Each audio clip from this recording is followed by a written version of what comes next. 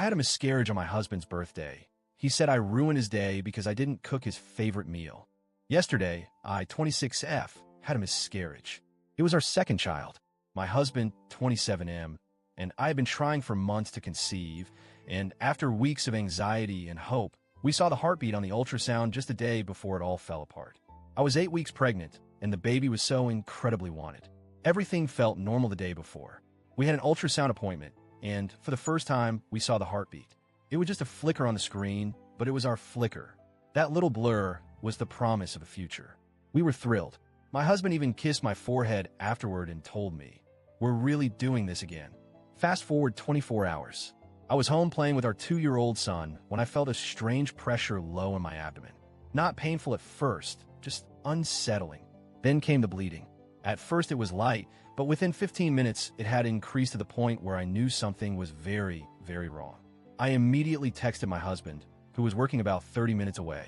I said, "I think I lost the baby." I called him after, trying to keep calm, though my voice cracked with every word. I told him about the bleeding and said I felt dizzy and scared.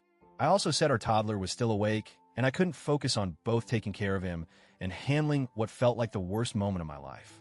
He responded, "Of course, if it's urgent." Urgent? I felt like screaming. I said, "Yes, it is. I'm bleeding heavily. I'm lightheaded. Please come home." He said he'd be there soon. It took him over an hour to arrive. I later found out it was because he stopped at Tesco to pick up some beers. Beers. While I was bleeding, trying to crawl down the stairs to get paracetamol, and forcing myself to make our toddler lunch. I had to clean myself up multiple times, terrified of what I might see each time I checked. I passed what I believe was the fetus, and I sat on the bathroom floor crying, still having to function enough to put my son down for his nap. When my husband finally got home, I was pale, dizzy, vomiting, and in intense pain. He seemed annoyed, not panicked. I told him we needed to go to AE. He sighed, but he helped me into the car. The drive was silent. I was curled against the window, praying I wouldn't pass out. At AE, they confirmed I was miscarrying. The pain was unbearable, physically and emotionally. I lay on the hospital bed, trying to grasp what had happened. The life we had hoped for was gone. We were there for several hours. By the time we were discharged, it was close to 8 p.m. As we were pulling out of the hospital car park, he turned to me and asked, "So, are you still making dinner tonight?" I was stunned. At first, I thought he was joking, but he wasn't. Last week, I had promised I would cook his favorite birthday dinner. He hadn't forgotten. I was too exhausted to argue. I said quietly, "I'm not feeling up to it. Whatever takeaway you want is on me." He muttered under his breath, "For fuck's sake," and then added, "This bullshit has ruined my birthday." That was the moment I broke. He didn't stop to get takeaway. He just drove us home. I sat there in stunned silence. The man who held me during our first pregnancy, who excitedly painted the nursery 2 years ago, was now sulking because I miscarried on his birthday. He put our son to bed while I lay in our room, feeling hollow. I couldn't cry anymore. I had no tears left. The next morning, I woke up to find him gone. No message, no check-in, no "how are you feeling?" Not even a note, just silence.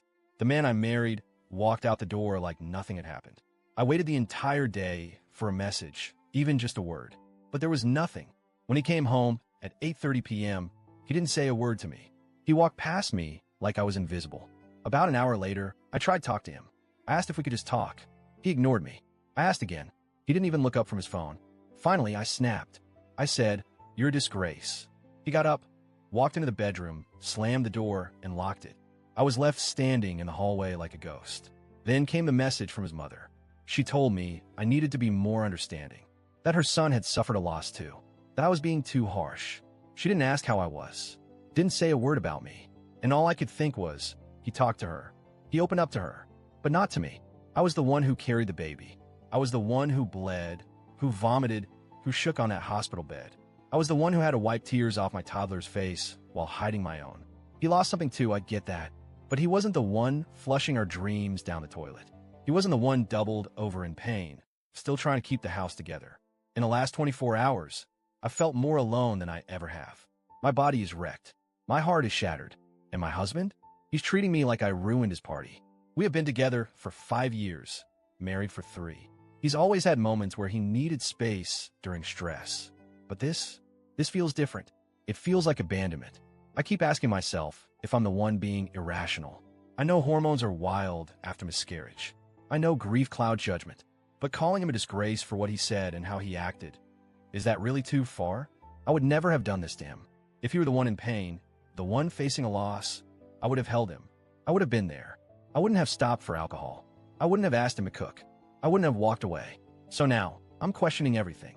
Is this just grief? A horrible misstep in an otherwise healthy relationship? Or is this who he really is when things get hard? His silence continues. We haven't spoken properly since the hospital. He barely looks at me.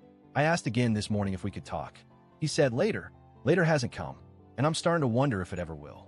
I don't want to make rash decisions.